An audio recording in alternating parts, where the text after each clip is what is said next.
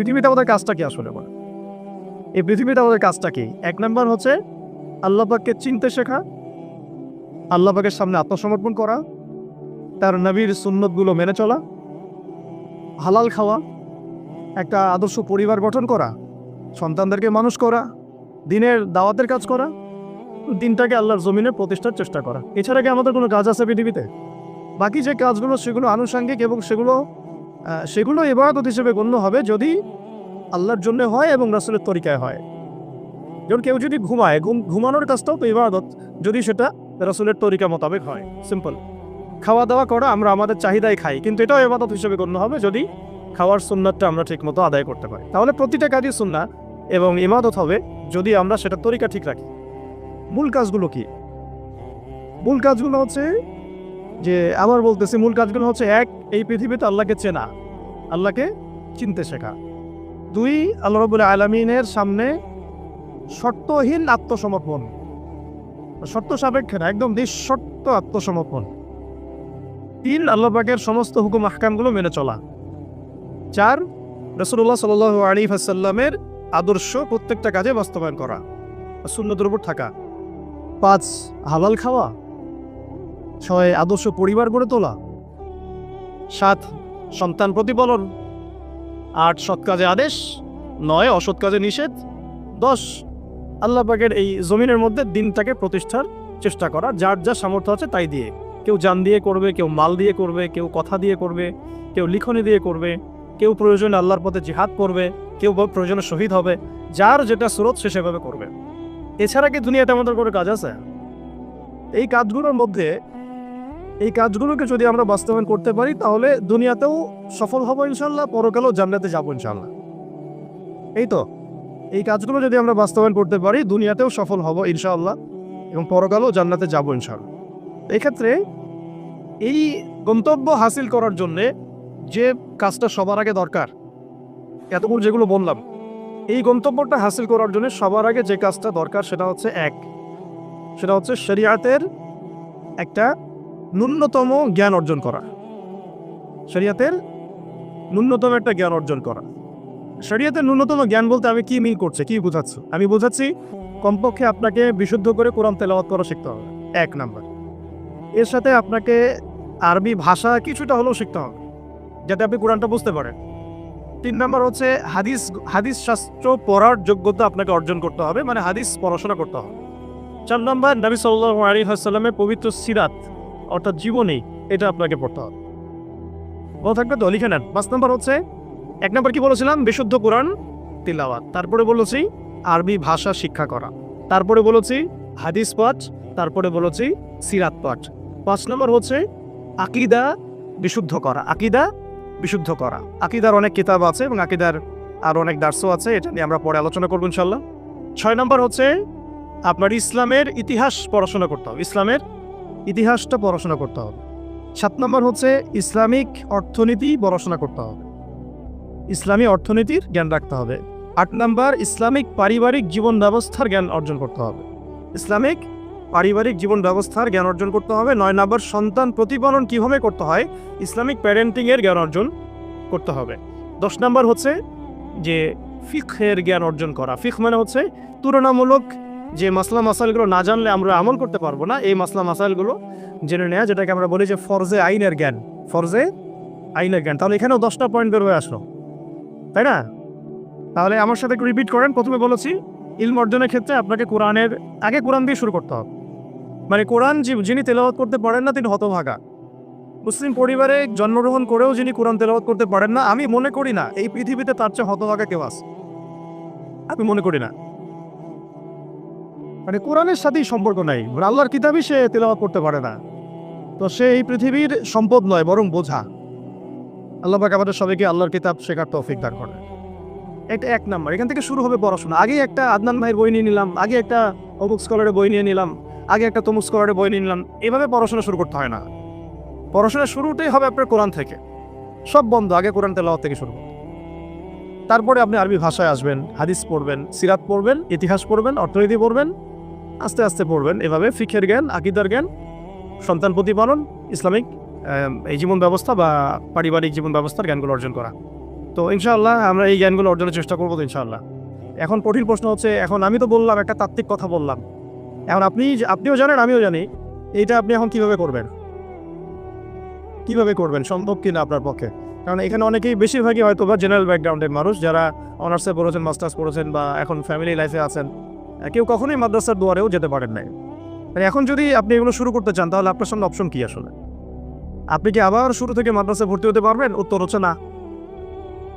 তাহলে second option হচ্ছে মাদ্রাসা ভিত্তিক যদি শর্ট কোর্স চালু করা হয়, সেই শর্ট কোর্সগুলো আপনাকে করতে হবে, এছাড়া তো কোনো অপশন নাই।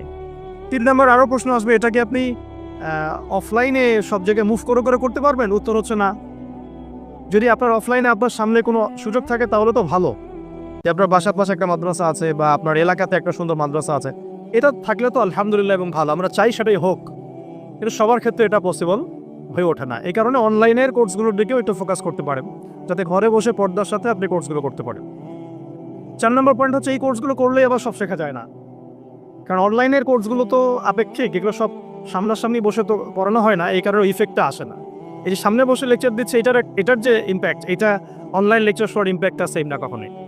এই জন্য আমরা সবসময় বলি যে ওস্তাদদের সামনে গিয়ে দার্স নেওয়া আর কি, এই সুযোগটা তো সবাই সব মেয়ে পাচ্ছেন না। এই জন্য আমরা আপনাদের প্রতি আহ্বান করবো, এবং আমরাও উদ্যোগ নেওয়ার চেষ্টা করবো, যাতে প্রত্যেকটা বিভাগীয় শহরে, অ্যাটলিস্ট প্রত্যেকটা বিভাগীয় শহরে মেয়েদের জন্য একটা স্বনামধন্য একটা আদর্শ দিনী মার্কাজ প্রতিষ্ঠা করা যায়, যেখানে অফলাইনে আমাদের দিনী বোম্বাই এসে সপ্তাহে 2 দিন 3 দিন শিখবেন।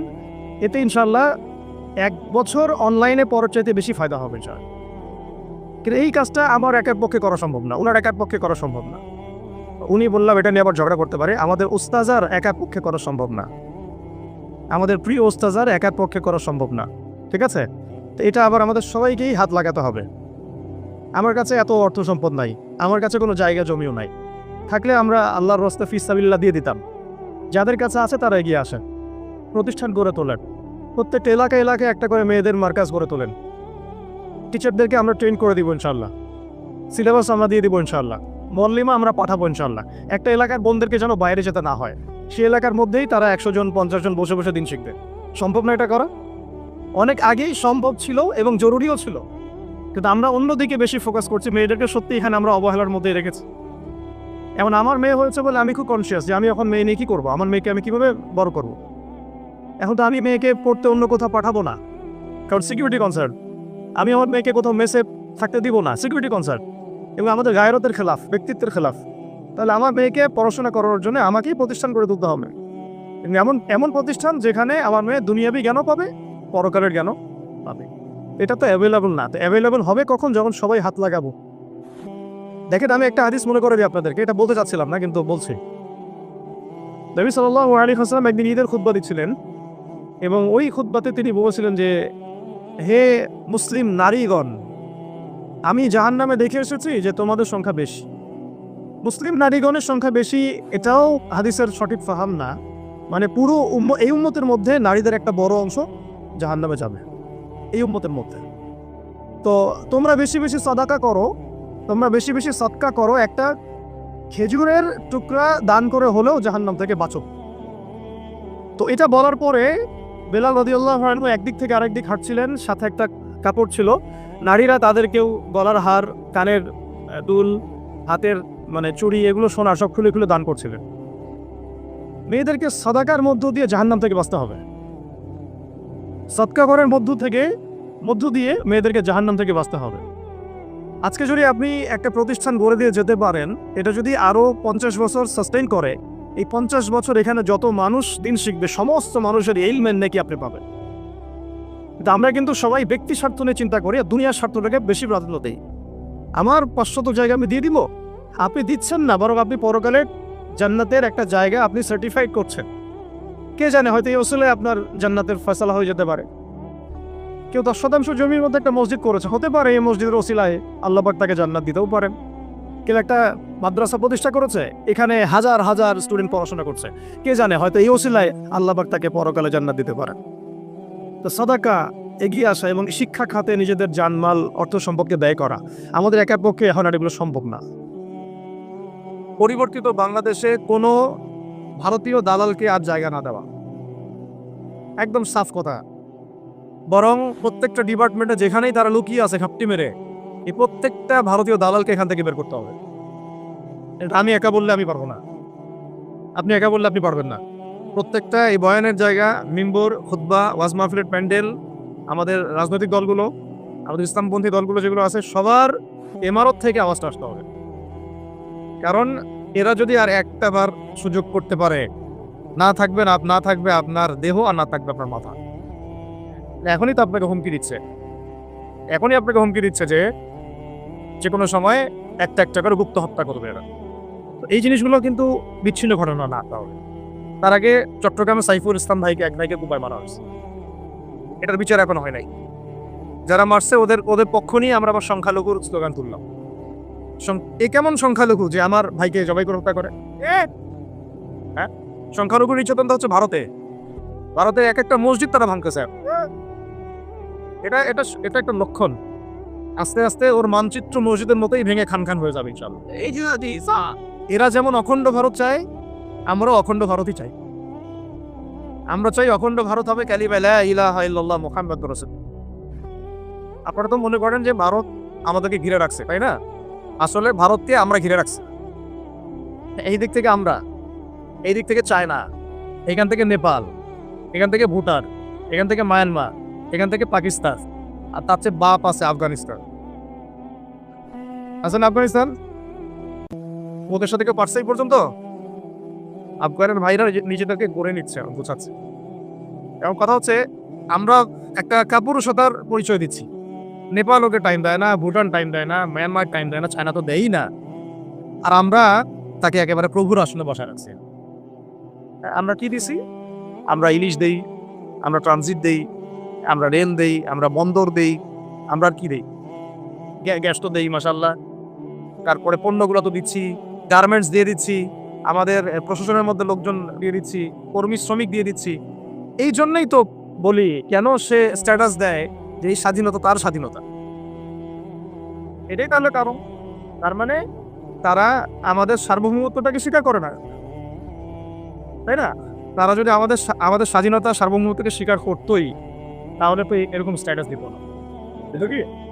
তো এখন কথা হচ্ছে, আমরা মাথা নত করার জাতি না।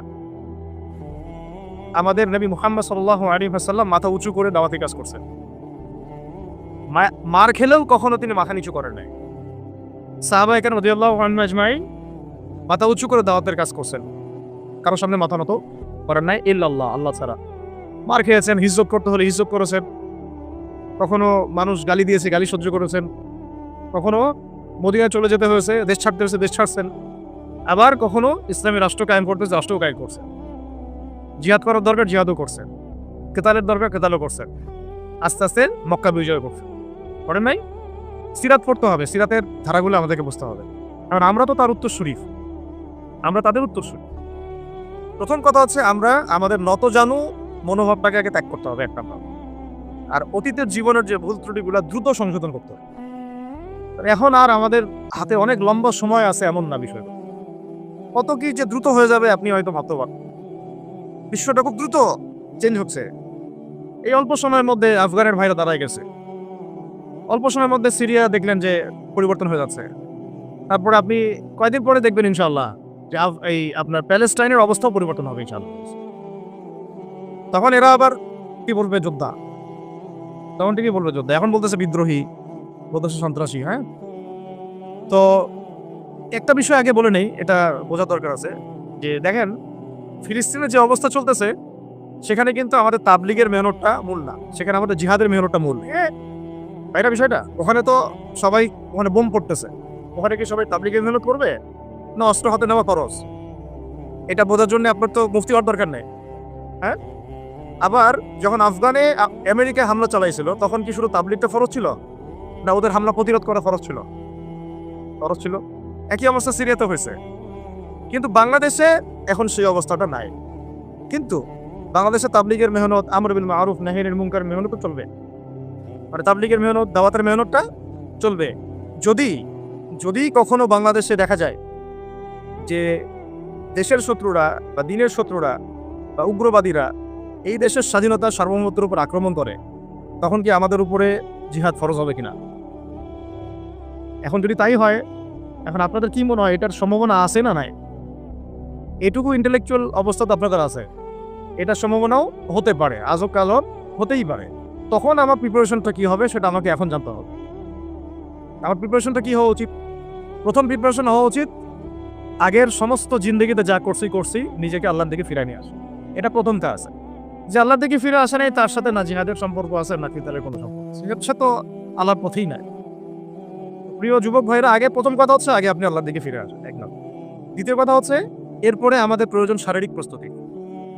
শারীরিক প্রস্তুতি যেমনটা বললাম যে কোনো অবস্থাতেই আলেম ওলামাদেরকে, দায়ীদেরকে, মুফতিদেরকে, মুহাদ্দিসদেরকে, মাদ্রাসার শিক্ষকদেরকে, খতিবদেরকে ভিতরে ঢুকতে দেওয়া যাবে না। কারণ আপনাদেরকে যদি ভিতরে নিয়ে যাওয়ার স্কোপ পায় তারা নতুন করে আবারও কেউ, তাহলে আর সুস্থ রাখবে না, ফিজিক্যালি আপনি ঠিক থাকতে পারবেন না। অতএব একটা সামাজিক প্রতিরোধ গড়ে তুলতে হবে সবসময়। মানে একটা এলাকার মধ্যে একজন আলেম আছেন, সেই আলেমকে এলাকা থেকে নিতে পারবে না, তাকে নেওয়ার আগে 100 জনের উপর গুলি চালাইতে হবে, এমন একটা মুভমেন্ট থাকতে হবে।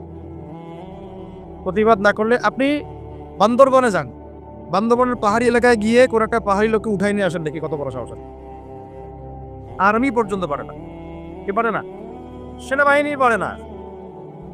পারে পাহাড়িরা ওইখানে ঐক্যবদ্ধ হয়ে যায়, ওদের মহিলারা ঝাড়ু নিয়ে সামনে চলে আসে। এই আমাদের বান্দরবনের কথা বলছি। ওখানে যে কুকিচিং একটা ফ্রন্ট গঠন করছে সশস্ত্র বিদ্রোহীরা, ওই অংশটুকুকে নিয়ে একটা মাস্টার প্ল্যান আছে ওদের। ওই অংশটুকুতে তারা একটা খ্রিস্টান রাজ্য বা আলাদা একটা পাহাড়িদেরকে নিয়ে একটা রাষ্ট্র প্রতিষ্ঠা করতে চায়, এটা ওদের স্বপ্ন। এই উদ্দেশ্যে তারা হাঁটতেছে এবং তারা অস্ট্রেল ভাষায় কথা বলে। ওখানে তারা পতাকা বানাইছে, মানচিত্র বানাইছে, এমনকি লাস্ট টাইম আমরা ওখানে গিয়ে শুনলাম যে মুদ্রাও নাকি বানাচ্ছে। মুদ্রা বুঝতে দেন বিষয়টা কত ডিপ। আমাদের রাষ্ট্রে যে কত সমস্যা, আর জানি না যারা দায়িত্বে আছে তারা কি করতেছে, আসলে কোন দিকটা সামাল দিচ্ছে। অর্থনৈতিক দিকটা দেখবে না এই পাহাড়ি এলাকার সমস্যাগুলো মেটাবে, নাকি আমাদের মুসলিম উম্মার অভ্যন্তরীণ সমস্যাটা মেটাবে, না শহীদ ভাইদের খবর নিবে, না পঙ্গু ভাইরা যারা পড়ে আছে হাসপাতালে তাদের খবর নিবে? সিনেমা দেখতে বসে গেছে। কোন আক্কেরে সিনেমা দেখেন আপনি? আপনার সিনেমা দেখার সময় কোথায়? সিনেমা দেখার সময় কোথায়? এই যে যতগুলো ভাই শহীদ হয়েছে তাদের পরিবারের খোঁজখবর নেওয়া লাগবে না? এবং যতগুলো ভাই এখন হাসপাতালে কাতরাচ্ছে তাদের সঙ্গে হাজার হাজার ছাত্র ভাই, তাদের চিকিৎসা করানো লাগবে না? যত মানুষকে গুম করা হয়েছে ওদেরকে মুক্ত করা লাগবে না? তারাও তো জানে এটা অন্যায়, এবং যারা করে তারাও বলে এটা অন্যায়। যারা করে তারাও বলে এটা অন্যায়। এবং আমাকেও বলেছিল যে, আমি জিজ্ঞাসা করেছিলাম যে আমাকে যদি মানে প্রকাশ্য কোর্টে চালান করে দেওয়া হয় এবং জাতির সামনে বলা হয় যে আমাকে গুম করা হয়েছে, এবং এরপর যদি বলা হয় যে আমাকে গুম করার পরে কোনো রকমের নেগেটিভ কিছু পাওয়া যায় নাই তাই আমরা ছেড়ে দিয়েছি, এই কথাটা কি বলা যাবে কি যাবে? তারা বলছে যে না, এটা বলা যাবে না, কারণ এই কাজটা তো মানবতা বিরোধী অপরাধ, এটা করলে তো বললে তো সবাই আবার বুঝে ফেলবে। তো এই হলো অবস্থা। ওখানে আমরা বুঝেছি যে বাংলাদেশের প্রশাসনে দুইটা ভাগ আছে। একটা ভাগ হচ্ছে মারাত্মক রকমের ইসলাম প্রিয় এবং দেশপ্রেমিক, মাশাআল্লাহ, আমরা তাদেরকে স্যালুট জানাই। কিন্তু আপনারা ভুল জায়গায় শ্রম দিচ্ছেন, আপনারা ভুল জায়গায় মেধা, শ্রম এবং আপনাদের জীবন নষ্ট করতেছেন। আপনাদের থাকা দরকার ছিল ওলামায়ে কেরামদের সাথে, তাহলে আপনাদেরকে টক্কর দিয়ে কেউ সামনে যেতে পারতো না। আপনারা সালেহ বিন ওয়ালিদ হতে পারতেন আমাদের, আপনারা কিন্তু ওমর বিন খাত্তাব হইতে পারতেন। ওইখানে ঢুকে আপনারা শুধুমাত্র দুনিয়ার স্বার্থে সব নষ্ট করতেছেন। আমাদেরকে বলা হচ্ছে হুজুর বদদোয়া করিয়েন না, হুজুর ছেড়ে দিচ্ছেন, আমাদেরকে বদদোয়া দিয়েন না আবার বের হয়ে। আমাদের চাকরি এটা, ডিউটি এটা। এক ভাই আমাকে কোরআন এনে দিয়েছিল, নির্জনতা তো, ওখানে নির্জনতার সঙ্গে হচ্ছে কোরআন এবং নামাজ। এক ভাই দেখেছে আমি একটু নির্জন, মন খারাপ বসে আছে, একটা কোরআন নিয়ে এসে দিয়েছে, হুজুর কোরআন পড়েন আপনি, মন ভালো হবে। আরেকজন এসে কোরআন নিয়ে চলে গেছে। কোরআন পড়ে ওখানে যদি আপনি আবার উল্টাপাল্টা কিছু করেন, ওদের নিয়ম নাই কোরআন দেওয়ার কি নাই, নিয়ম নাই। তো এই হলো অবস্থা। কথা হচ্ছে যে এই ভাইদেরকে মুক্ত করাও তো তাদের কাজ ছিল। যে ওলামায়ে কেরামদের একজনের উপরে 3টা 4টা 5টা 10টা করে মামলা এখনো চলতেছে, তাদেরকে মুক্ত করা উচিত ছিল না? আর এই পুরো জুলুমের পিছনে যত জালেম ইনভলভ ছিল তাদেরকে আইডেন্টিফাই করে ভিতরে ঢুকানো উচিত ছিল না? হয়েছে সবকিছু না। এই জিনিসগুলোর মধ্যে অনেক গ্যাপস আছে। এগুলো যদি এভাবে চলতে থাকে তাহলে আগামীতে আমরা যারা ইসলামিক রাজনীতি করবো বলে চিন্তা করতেছি বা ইসলামকে রাষ্ট্র ক্ষমতা নিতে চাই, আমরাও কিন্তু বেগ পাবো, ভালো রকমের বেগ পাইতে হবে। আর বিগত সময় আমরা অনেক ভুল করছি, যেমন মন খারাপ করেন না এগুলো, আমরা ভুল করছি এই যে আমরা সেকুলারদেরকে অনেক বিশ্বাস করে ফেলছি, ঠিক আছে, ওদেরকে আমরা ভাই বোন করার চেষ্টা করছি। আসলে এদের সাথে আর কাফেরদের সাথে কোনো পার্থক্য নেই। সেকুলারিজমে যারা আছে আর কুফর যারা, এদের মধ্যে কোনো পার্থক্য নেই। ওই কালিমা পড়া না পড়ার পার্থক্য, তো বাকি আপনার পিঠে ছুরি এরও মারবো ওরও মারবো। আর আমি ছোট মানুষ, ছোট জায়গা থেকে বলতে চাই যে আমাদের যে ওলামায়ে কেরামগণ মাঠে আছেন, যে রাজনৈতিক দলগুলো আপনারা মাঠে আছেন, এবার আপনারা কোনো রুটির টুকরার জন্য লড়বেন না, এবার পুরো রুটি নিয়ে লড়বেন। প্রত্যেক আসনে প্রার্থী দিবেন আপনারা, যেহেতু এর বাইরে সিস্টেম এখন অন্য সিস্টেমে যাওয়ার সুযোগ হচ্ছে না, তাহলে পুরো রুটিটার জন্য লড়তে হবে আপনারা। আমাদের টার্গেট হচ্ছে এখন একটা ইসলামপন্থী সরকারকে রাষ্ট্র ক্ষমতায় নিয়ে যাওয়া, এটা আমাদের একটা প্রধান টার্গেট। এখন আমাদের এজেন্ডা স্পষ্ট, কোনো গোপন এজেন্ডা নাই। আমাদের কি নাই? কোনো গোপন এজেন্ডা নেই। আমরা চাই বাংলাদেশে এখন একটা ইসলামপন্থী রাষ্ট্র ব্যবস্থা গড়ে উঠুক, ইসলামপন্থী সরকার শাসন ক্ষমতায় আসবে। এটার জন্য আপনাদের সবার ভূমিকা আছে।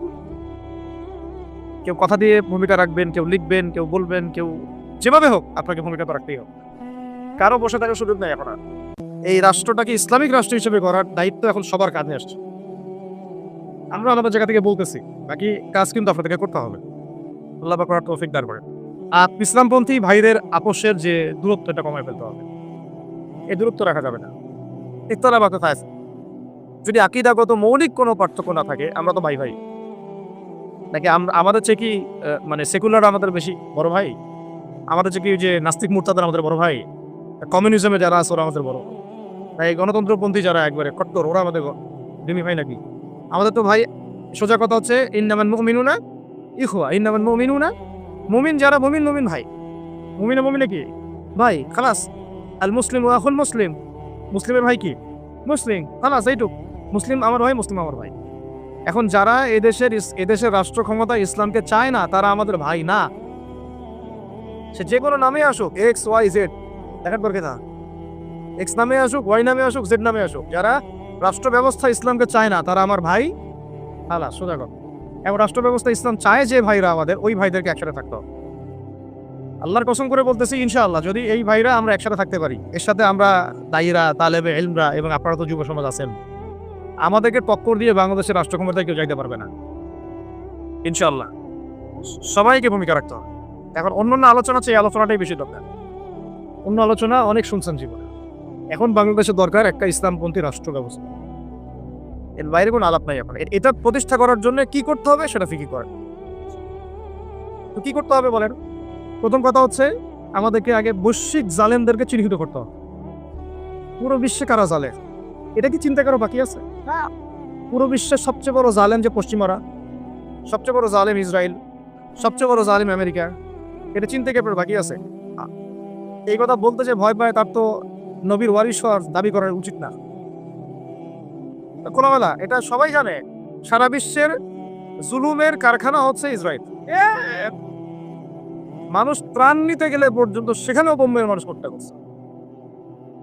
আমরা একটু দেখার মতো আর সাহসী নাই। অনলাইনে গেলে আমার দেখতে গেলে যে বাচ্চাদের অবস্থাগুলো আমাদের চোখের সামনে আসে, আমি স্কিপ করে চলে যাই। হয়তো কতটুকু দোয়া করতে পারি আল্লাহই ভালো। দোয়া করে কি করব? আমার দোয়ার তো তার দরকার নাই। আমার দোয়ার তার কি দরকার আছে?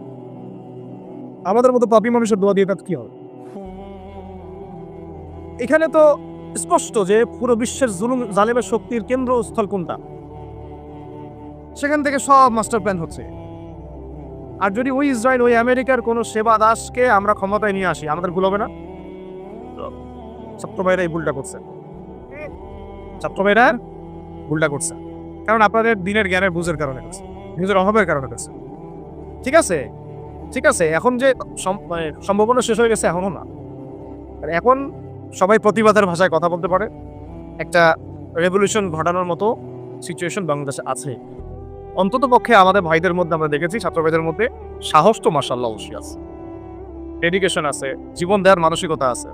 তাদেরকে এখানে নার্সিং করতে হবে, জীবনটা যেন ভুল পথে না যায়।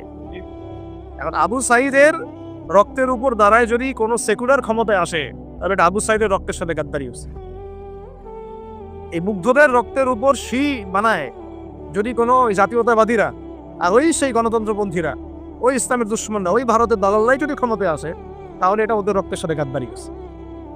এই গাদ্দারির মাফ হবে না। এইটা পলাশের যুদ্ধের চেয়ে বড় মির্জাফরি হয়েছে, এটা ৭১-এর চেয়ে বড় রাজাকারী হয়েছে। আপনারা বলেন যে দেখেন ভালো করে বুঝেন, গুম হয়েছে এক শ্রেণী, আমার কথা মন খারাপ করে না, এক শ্রেণী গুম হয়ে গেছে, এক শ্রেণী ক্রস ফায়ার, এক শ্রেণী শাপলা চক্করে রক্ত দিছে, তাই নাই? এক শ্রেণী ওলামায়ে কেরাম মামলা নিয়ে ঘুরে বেড়াচ্ছে মাথার উপরে, এক শ্রেণীর ছাত্র ভাইরা রাস্তায় শহীদ হলো, আর এক শ্রেণীর ছাত্র ভাইরা পঙ্গু হয়ে হাসপাতালে বেডে পড়ে আছে, ক্ষমতায় গেছে কারণ নতুন এক শ্রেণী। হ্যাঁ, এবং ওখানে এমন কিছু মানুষ আছে যাদের সাথে আন্দোলনের কোনো সম্পর্কই ছিল না, সম্পূর্ণ উড়ে এসে জুড়ে বসছে তারা। তাহলে এখানে ইসলামিক রাজনৈতিক দলগুলোকে সামনে রাখা যেত, তাদের থেকে তো উপদেষ্টা একটাও নেয় নাই। জামাত ইসলাম থেকে একটা উপদেষ্টা নিছে কিনা? হেফাজতুল ইসলাম থেকে কোনো উপদেষ্টা নিছে কিনা? আমাদের চমনের থেকে একটা উপদেষ্টা নিছে কিনা বলেন? তার মানে রাষ্ট্র গঠনে আমাদের কোনো ভূমিকা নাই। আমাদেরকে বুঝাইছে যে আপনারা পরে আসে ইলেকশন দিব, তখন আপনার ইলেকশন লইলেন। ইলেকশন সে কবে দেয় সেটাও দেখ, আদৌ দেয় কিনা সেটাও দেখ। কাকে বিশ্বাস করবে? বিশ্বাস রাখবেন কাকে? যখন মোস্তফা ফারুকের মতো একজন উপদেষ্টা হচ্ছে, বিশ্বাসটা আপনি করবেন না। সারা জীবন মানুষকে পরকে শিখাচ্ছে, তার কোন যোগ্যতায় সে উপদেষ্টা হচ্ছে? আচ্ছা, একটা কাজ করে, এটা উপদেষ্টা করার জন্য একটা পরীক্ষা নেন না, দেখি বিসিএস এর মধ্যে, দেখেন এরা পাস করে কিনা। অথবা আপনি একটা কাজ করেন, ইসলামিক সায়েন্সের পরীক্ষা নেন, দেখেন কোরআন তেলাওয়াত করতে পারে কিনা। কিসের ভিত্তিতে হলো? এই যে এই সমস্যাগুলো থেকে গেছে। তারপরেও যা হয়ে গেছে হয়ে গেছে। এখন আমাদের যেটা কথা সেটা হচ্ছে, আমরা তো আর কোনো বিদ্রোহে যেতে চাই না, আমরা তো শান্তিপূর্ণভাবে ইসলাম প্রতিষ্ঠা করতে। কিন্তু প্রয়োজনে যদি তারা মানে আমাদের উপর জুলুমের ভাষা বেছে নেয়, তাহলে আমরা অবশ্যই এবার প্রতিবাদের ভাষা বেছে নিব। এই জন্য সবার আগে জরুরি হচ্ছে যুবকদেরকে এক কাতারে থাকা, ইসলামপন্থী ভাইদের সাথে থাকা, ইসলামী সংগঠনের সাথে থাকা, এবং নাম XYZ যেটাই হোক না কেন, নাম XYZ হতে পারে, আপোষে ভাই ভাই হয়ে থাকা। এটাতে যদি ভাই আমরা এবার ভুল করি, আল্লাহর কসম করে বলতেছি, আল্লাহ না করুক, এরপরে যদি মায়ের আসে, না আপনি বাঁচবেন না, আর আমি বাঁচব, কেউই না, ইনশাল্লাহ ওই দিন আসবে না। আর আমরা যদি ইনশাআল্লাহু আজ্জা ওয়া জাল্লা যদি আমরা এটাকে মদিনা রাষ্ট্র বানাতে পারি, এই বাংলাদেশকে যদি আমরা একটা মদিনা রাষ্ট্র বানাতে পারি, ইনশাল্লাহ কালকে গাজওয়াতুল হিন্দ হবে ইনশাআল্লাহ। ওটার জন্য রেডি আমরা ইনশাআল্লাহ। পাকিস্তানের কাছে কিছুই না, আছে খালি 10টা 12টা পারমাণবিক কোনো অস্ত্র, তাতেই ভয়ে কাঁপতে থাকে। চায়না খালি একটু ভয় দেখায় যে আগাইলে কিন্তু সিকিম নিয়ে নিব, আগাইলে কিন্তু চিকেন লেগ দিলে ফেলবো। চায়নার ওই ছোট ছোট যোদ্ধাদের কাছে যে মাইকটা খায়, আর আমাদের এখানে দেখা যায় যে সীমান্তর মধ্যে একটা কৃষকও যদি সীমান্ত থেকে দূরেও হাল চাষ করে, ওকে গুম করে মেরে ফেলা নেই। ফেলানির কথা ভুলে গেছে না তারা? আর আমাদের বন্যা, এরকম কতগুলো মানুষকে সীমান্ত হত্যা করে মারা হয়েছে।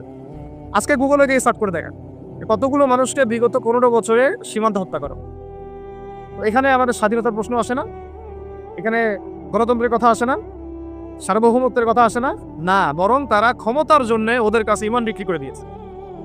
ক্ষমতার জন্য এই উগ্রদের কাছে, মানে উগ্র হিন্দুত্ববাদীদের কাছে ওরা তাদের ইমান, ওদের আমল, ওদের তাকওয়া, ওদের দিন সব বিক্রি করে দিয়েছে। এই জন্য আমি আগে বলেছি একটা লেকচারে যে আমরা যদি বিরিয়ানি খেতে চাই, আপনি যদি বিরিয়ানি খেতে চান, একটা পাত্র নেবেন কিনা? জি। আচ্ছা, পাত্রটা যদি ময়লা থাকে খাবেন? পাত্র অনেক ময়লা আছে, আপনি ওইখানেই বিরিয়ানি ঢালবেন, তাহলে খাওয়া শুরু করবেন? সবার আগে আপনি কি করেন? এটাকে ধোন, পরিষ্কার করেন, তাই না?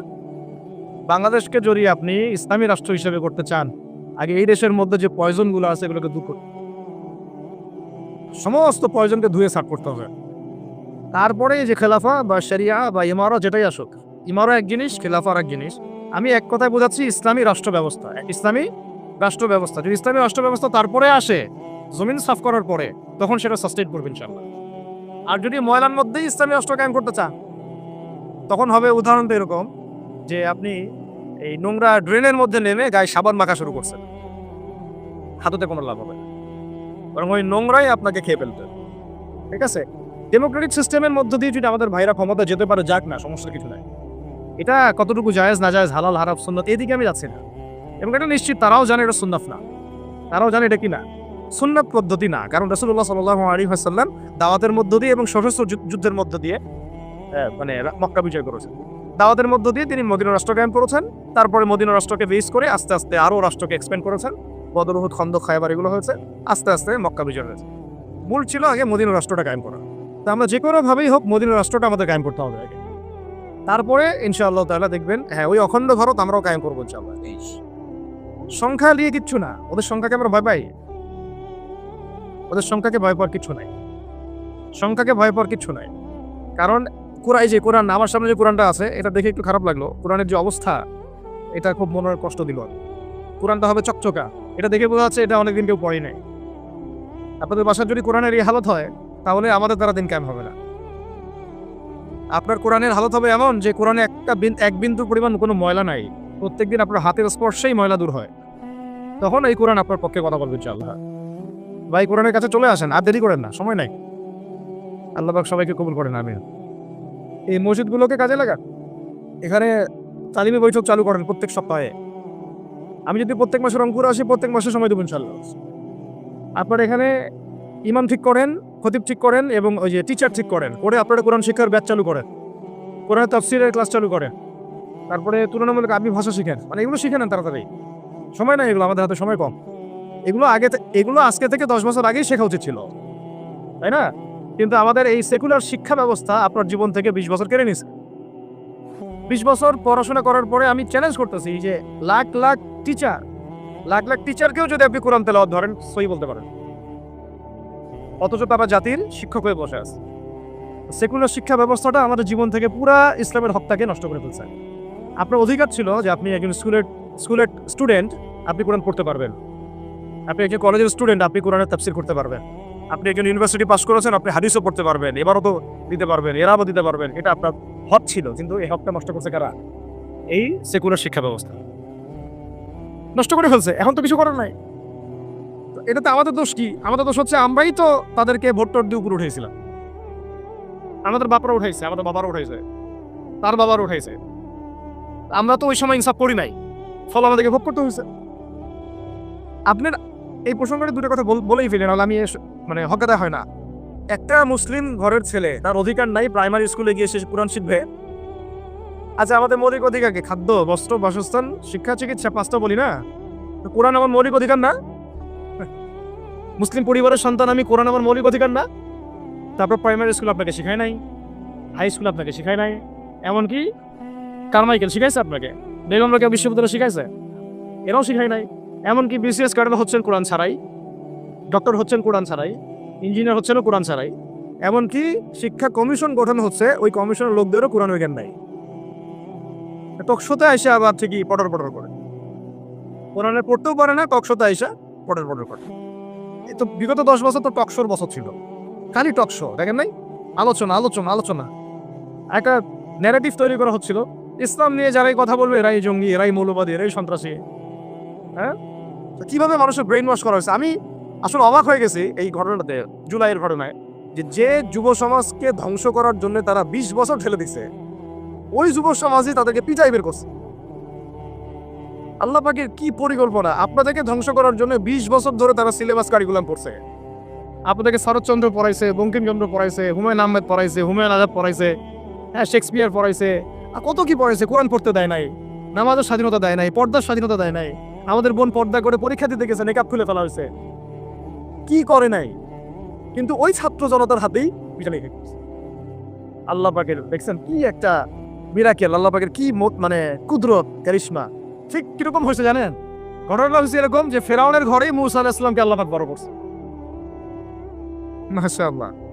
তো আপনাদেরকে ধ্বংস করার জন্য কিন্তু এই পলিসিগুলো অ্যাপ্লাই করা হয়েছে। এখন যে আল্লাহ পাকের রহমতে আপনারা বিপদে যান নাই, আলহামদুলিল্লাহ। এখন যেটা আল্লাহ পাক বোঝার তৌফিক দিচ্ছেন, দেখেন আপনারা কোরআন শিখতে পারতেন, এখানে পারেন নাই। শিক্ষা কমিশনের মধ্যে কোরআন নাই। শুধু তাই না, দেখেন 360 জন এমপি মন্ত্রীকে আপনি বসায় দেন, 360 জন এমপি মন্ত্রীকে বসায় তাদের সবাইকে শুধু কিচ্ছু না, আমি বলবো খালি সূরা ফাতিহা তিলাওয়াত করতে পারে, পারলে শুধু মমতাজ পড়তে পারে নাকি?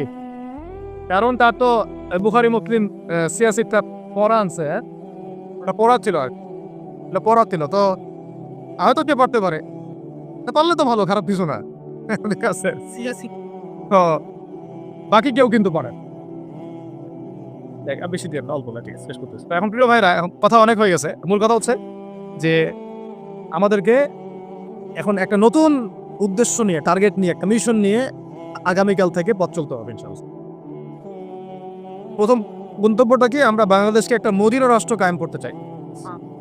সেটা যদি করতেই হয় তাহলে আমাকে কার আদলে করতে হবে, কার সুন্নতে করতে হবে? নবী মুহাম্মদ সাল্লাল্লাহু আলাইহি ওয়াসাল্লামের তরিকায়। এবং তার তরিকার প্রথম কাজটাই হচ্ছে আগে ইলম শিখতে হবে। কি শিখতে হবে? এই মসজিদগুলোকে কাজে লাগান, মাদ্রাসাগুলোকে কাজে লাগান। এবং 2 নম্বর হচ্ছে ইলম একা একা শেখা যাবে না। ইলম একা একা শেখা যাবে না। 20 বছর তো আপনি একা পড়াশোনা করেন নাই, প্রতিষ্ঠান ছিল, ওস্তাদ ছিল, তাই না, টিচার ছিল, আপনার একাডেমিক কারিকুলাম ছিল, ঠিক ওইরকমই দিনের ইলমও একা একা শেখা যাবে না, ওস্তাদ লাগবে। এবং আলহামদুলিল্লাহ আমাদের বাংলাদেশে ওস্তাদের অভাব নাই। আপনাদের প্রত্যেক জেলায় জেলায় উপজেলায় সব জায়গাতেই মুহাক্কিক বরেণ্য আলেমগণ আছেন আলহামদুলিল্লাহ। আর আপনি খুঁজে বের করবেন কে মুহাক্কিক আলেম। আমি কিছু মানে তাদের বৈশিষ্ট্য বলতে পারি যে তারা নিজেকে জাহির করেন না, বিনয়ী হন, অহংকারী হন না, তারা এত বেশি আইওয়া শোডাউন এত পছন্দ করেন না, নিজেকে আড়াল করার চেষ্টা করেন, হক কথা বলতে তারা ভয় করেন না, এবং তারা অনেক গভীর জ্ঞান অধিকারী হওয়া সত্ত্বেও অনেক বেশি বিনয়ী হন না। এগুলো দেখে আপনি চিনবেন, ঠিক আছে। আমাদের সালাফরা তো বলতেন যে মুহাক্কিক মানুষকে পাবেন 2 জায়গায়, এক হচ্ছে মাটির তলে, আরেকটা হচ্ছে জেলখানায়, ঠিক আছে। তো যাই হোক, এখন অনেক বরেণ্য উলামায়ে কেরাম আমাদের সমাজে আছেন, তাদের যে কারোর সাথে অন্তত একজনের সাথে নিসবত রাখেন, অন্তত একজনের সাথে নিসবত রাখেন, ঠিক আছে। তো এটা আমাদের সৌভাগ্য আলহামদুলিল্লাহ যে বাংলাদেশে বহু মাদ্রাসা, বহু কওমি মাদ্রাসা, আলিয়া মাদ্রাসা, অনেক ধরনের মাদ্রাসা, কিছু সংকীর্ণতা বা কিছু সমস্যা আমাদের মধ্যে থাকতে পারে, এটা যে কোনো জায়গায় থাকতে পারে, কিন্তু আলহামদুলিল্লাহ এই খেদমতটুকু আছে বলেই এখন পর্যন্ত দ্বীন ইসলামকে তারা মিটাইতে পারে নাই আলহামদুলিল্লাহ। তো ইলম শিখবো 1 নাম্বার, 2 নাম্বার হচ্ছে ইলম মুহাক্কিক কোন আলেমের সোহবতে শিখবো, একা একা শিখবো না। 3 নাম্বার হচ্ছে যা শিখবো আমলে নিয়ে আসতে হবে। কি বললাম? যা শিখবো আমলে নিয়ে চলে আসতে হবে, ফেলে রাখা যাবে না। আল্লাহ আমাকে তৌফিক দেন, আপনাদের সবাইকে তৌফিক দান করেন। 4 নাম্বার সময় কাজে লাগাইতে হবে, সময় কাজে লাগাইতে হবে, কোনো অবস্থাতেই আর হেলায় ফেলায় সময় নষ্ট করবো না, আমিও করবো না ইনশাল্লাহ, আপনারাও করবেন না ইনশাল্লাহ। 5 নাম্বার হচ্ছে নিজের প্রতিভাকে খুঁজে বের করবে। সবাইকে আল্লাহ কিছু না কিছু প্রতিভা দিয়েছে, প্রতিভা খুঁজে বের করে ইসলামের জন্য কাজে লাগাবো। 6 নাম্বার হচ্ছে যাদের রিজিক হালাল তাদের তো আলহামদুলিল্লাহ কোনো সমস্যা নেই, যাদের হারাম রিজিক আজকে ছাড়তে হবে। কোনো সুদের সাথে সম্পৃক্ত থাকা যাবে না, কোনো ঘুষ, কোনো দুর্নীতি, কোনো মাপে কম দেওয়া, কোনো হারামে আমি খাবো না, আমি কোনো হারামের কাছে যাব না। আর উত্তরবঙ্গের বড় বড় ফেতনাগুলোর মধ্যে এই সুদী এনজিওদের ফেতনাও আছে, কাদিয়ানিদের ফেতনাও আছে, তাই না। তারপরে আপনার এই যে ইসাই মুসলিমদের একটা ফেতনা আছে না, একটা ফেতনা আছে। তারপরে এই আপনার বিড়ি ফ্যাক্টরি, তামাক ফ্যাক্টরির এগুলা ফেতনা আছে, হারাম খাবার। আবার নতুন করে ইসকনের ফেতনাও উত্তরবঙ্গে দেখা যাচ্ছে। তো এই ফেতনাগুলোকে চিহ্নিত করে আপনাকে বেঁচে থাকতে হবে এবং রিজিকটাকে হালাল করে ফেলতে হবে, ঠিক আছে। এর পাশাপাশি হচ্ছে 6 নম্বর বলবো যে পরিবারগুলো গড়ে তুলতে হবে। প্রত্যেকটা পরিবার হবে একটা দুর্গ, মানে আমার পরিবার হচ্ছে আমার একটা ইসলামিক রাষ্ট্রের মতো। এই পরিবারের মধ্যে অনইসলামিক কোনো কাজ চলে না। পরিবারের মালিক কি? আমি না। এখানে কি রাষ্ট্র আমাকে হস্তক্ষেপ করতে পারবে? আমার পরিবার আমার কন্ট্রোলে চলবে, একদম ইসলামিক অনুশাসন অনুযায়ী চলবে, ডানে বামে নড়তে পারবে না। এভাবে আপনাকে শক্ত থাকতে হবে। 7 নম্বর হচ্ছে এখন থেকে তাবলীগের কাজ সবাইকে করতে হবে। কতটুকু করবেন? যতটুকু আপনি জানেন, যতটুকু আপনি জানেন। যেটা জানেন না ওইটা নিয়ে কথা বলার দরকার নেই। আর সমাজে কিছু ইখতিলাফি মাসালাগুলো আছে যেগুলোকে নিয়ে কিছু মানে মোটা বুদ্ধির মানুষেরা আর কি মসজিদগুলো ভাগ করে ফেলে, ঠিক আছে। এই পাল্লায় পড়া যাবে না। ইখতিলাফি মাসালাগুলো সাহাবীদের যুগ থেকেই ছিল, এগুলো নিয়ে মতবিরোধের সুযোগ নাই। এটা তার কাছে এই মাসালাটা অথেন্টিক মনে হয় সে আমল করতেছে, করুক। আমার কাছে এই ফিকহের আলোকে এটা বেশি অথেন্টিক মনে হয়, আমি এটা আমল করতেছি। এগুলো নিয়ে কোনো রকমের আর দ্বন্দ্বে যাবেন না। বরং আমরা এখন ঐক্যবদ্ধ হব কিসের ভিত্তিতে? আমরা ঐক্যবদ্ধ হব আকীদা, আমল এবং মানহাজের ভিত্তিতে।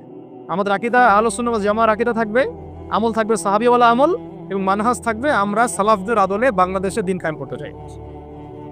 খালাস। আর যারা দিন কায়েমের কথা বলবে না ওদের সাথে আমার ঐক্য হবে না। কি হবে? দিন কায়েমের কোনো ফিকির নাই, তার সাথে আমার ঐক্য হবে কিভাবে? তার ফিকির আছে শুধু মসজিদ নিয়ে আর অন্য কিছু নিয়ে, তার দল নিয়ে বা তার মানে আরো তো আছে অনেক কিছু আর কি, সেইগুলো নিয়ে। তো ওইগুলো বাদ দিলাম। এই আমর বিল মারুফের কাজ সবাইকে করতে হবে এবং একই সাথে সবাইকে এখন থেকে প্রতিবাদী হতে হবে, অন্যায়ে নিষেধ করতে হবে। এলাকায় অন্যায় হতে দিবেন না আপনারা। এলাকার মধ্যে জুয়া খেলবে কেন? আপনারা প্রতিবাদী হবে। এখানে গাঁজা খাবে কেন? আপনি প্রতিবাদী হবেন। মাদকের আঁকড়া হবে কেন? আপনারা প্রতিবাদ করবেন। এখন তো আপনি পুলিশ প্রশাসনের অপেক্ষায় বসে থাকার সময় নাই তো এখন আপনার। একজন নেককার মুত্তাকি পরেশগার মানুষ প্রত্যেকটা এলাকায় থাকা দরকার। আপনাদের মধ্যে একটা জামা বা কমিউনিটি থাকা দরকার, মানে একটা অ্যাসোসিয়েশন থাকা দরকার যারা ওই এলাকাকে সংস্কারের কাজ করবে ইনশাআল্লাহ। অথবা বৃহত্তর সংগঠন যেগুলো আছে বাংলাদেশে তাদের অঙ্গ সংগঠন হিসেবে আপনারা কাজ করতে পারেন। আল্লাহ পাক তৌফিক দান করেন। আর একটা চেইন অফ কমান্ড গড়ে তুলতে হবে দেশব্যাপী। এটা আমরা অলরেডি আছে, এবং নতুন করেও যদি কেউ চায় যে আমি কিছু অ্যাসোসিয়েশন করব যেটা আমরা বিল মারুফের কাজ করবে, নেহির মুনকারের কাজ করবে, তাহলে এটাও করতে পারেন ইনশাআল্লাহ। আর এর সাথে আমি বলবো যে আমাদের জান, মাল, সময়, শ্রম, কয়টা কথা বললাম? জান, মাল, সময় এবং শ্রম। জান, আমাদের মাল, আমাদের সময়, আমাদের শ্রম, এই চারটা জিনিসকে আল্লাহর জন্য ওয়াকফ করে দিব। দুনিয়াতে মুসাফির আমরা, দুনিয়াতে কি আমরা মুসাফির। আমাদেরকে পাঠানোই হয়েছে আল্লাহর ইবাদত করার জন্য। এবং শুধু একা ইবাদত করবো কেন? আমি কি স্বার্থপর? আমার পরিবারটাও করতে হবে। এবং শুধু পরিবার কেন করবো? আমার সমাজটাও করতে হবে, আমার রাষ্ট্রটাকেও করতে হবে। কারণ রাষ্ট্রীয় কাঠামোতে ইসলাম না থাকলে আমি সমাজ চেঞ্জ করতে পারবো না। সহজ কথা, সব কথা কিন্তু ওই গোড়া থেকে ঠেকতেছে। কারণ রাষ্ট্র ব্যবস্থায় যদি ইসলাম না যায়, রাজনীতির মধ্যে ইসলাম যদি না যায়, এবং একটা ইসলামিক শরিয়া ভিত্তিক বা ইমারা ভিত্তিক রাষ্ট্র যদি কায়েম না হয়, এই শব্দগুলো হয়তো তারা বুঝে না। মানে ইসলামিক একটা রাষ্ট্র ব্যবস্থার কাঠামো যদি না থাকে, তাহলে আপনি ব্যাংকিং সিস্টেমকে সংস্কার করতে পারবেন না, সুদের মধ্যে সংস্কার আনতে পারবেন, শুধু এনজিওর বিরুদ্ধে আপনি কোনো পদক্ষেপ নিতে পারবেন না, আপনি সমাজের এই যে ফাসাদ, নোংরামি, এগুলো বন্ধ করতে পারবেন না, আপনি এই যে কাদিয়ানি মতবাদের বিরুদ্ধে কিছু করতে পারবেন না, ওদের অর্থনৈতিক ডানা আপনি কাটতে পারবেন না, ওদের পলিটিক্যাল সাপোর্ট আপনারা কাটতে পারবেন না। তারপরে ওই জায়গায় ইসলাম না গেলে এই সাংস্কৃতিক আগ্রাসনগুলো কাটাতে পারবেন না। পাশে প্রতিবেশী রাষ্ট্রদের যে আগ্রাসী ভূমিকা, এগুলোর ব্যাপারে আপনি কোনো পদক্ষেপ নিতে পারবেন না। তাই ওই জায়গা পর্যন্ত যদি না যেতে পারি আমরা, তাহলে কথাগুলো শুধু বলাই হবে, কোনো বাস্তবায়ন হবে না। অতএব আমাদের মূল কাজ একটা, এখন ওই উপরের লেভেলে ইসলামকে নিয়ে যাওয়া। সেই কাজগুলোর মধ্য দিয়ে আমরা ইসলামকে নিয়ে যাবো ইনশাআল্লাহ তাআলা।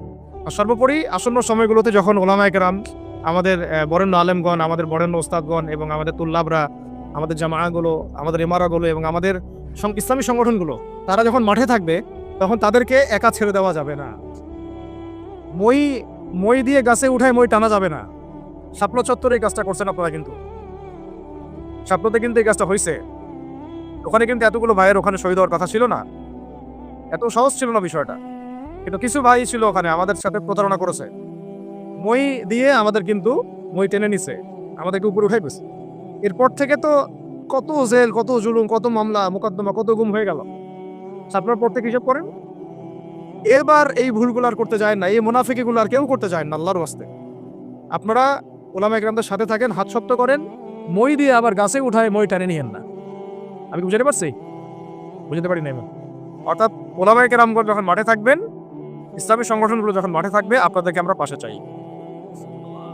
পাশে পাবো তো ইনশাআল্লাহ। আল্লাহ পাক যেন আমাদের সবার এই আওয়াজকে কবুল করে না। আল্লাহ পাক আমাদেরকেও কবুল করেন, আমাকে কবুল করেন, আপনাদের সবাইকে কবুল করেন। আমাদের গন্তব্য একদম স্পষ্ট, হয় খেলাফা না হলে শাহ, হয় খেলাফা না হলে শাহ। ইনশাআল্লাহ তাআলা দুটোর যেটাই হোক না কেন আমরা সফল। আল্লাহ পাক আমাদের সবাইকে কথাগুলো বোঝার ও আমল করার তৌফিক দান করুন। قولوا قولي هذا أستغفر الله لي ولكم وللسائر المسلمين. بارك الله لنا ولكم بالآية الحكيم إنه تعالى جواد كريم بر رؤوف